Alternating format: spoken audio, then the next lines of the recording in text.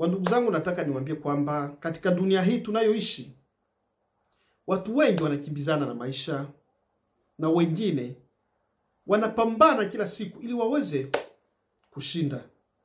Lakini kuna kitu kimoja wanakosea, ndugu yangu.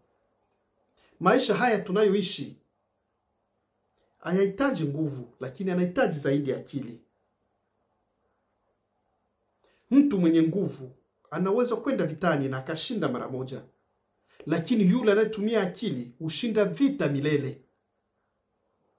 Usitumie nguvu yako kuweza kudhibitisha thamani yako, ndugu yangu, lakini tumia akili yako kwa kuweza kupanga mambo yako. Tumia akili yako kwa kuweza kuzitumia fursa zile unazozipata mbele yako, ndugu yangu, na hapo utafanikisha katika maisha yako.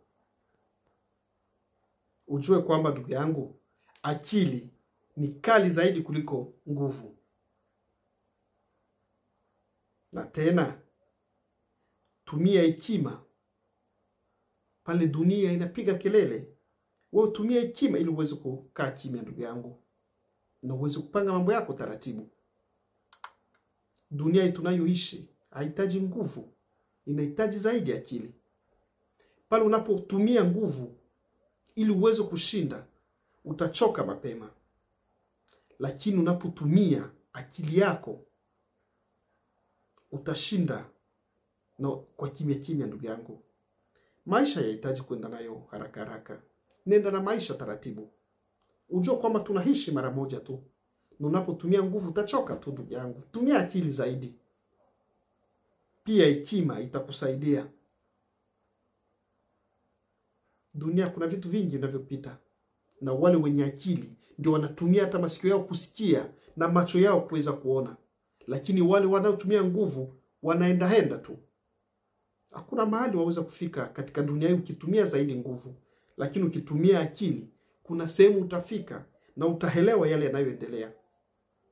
Kutumia akili ni jambo la heri sana, tena la muhimu sana katika mambo yote yale unayotumia kuliko nguvu. Ndio, tunahitaji nguvu, lakini akili iwe zaidi.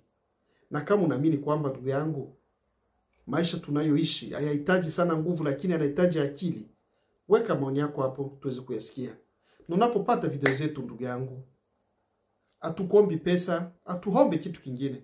Tunachokuomba, unaposikia wala unapopata video yetu, weka comment yako hapo. Nenda kwa channel yetu ya YouTube uweze kulike na kusubscribe.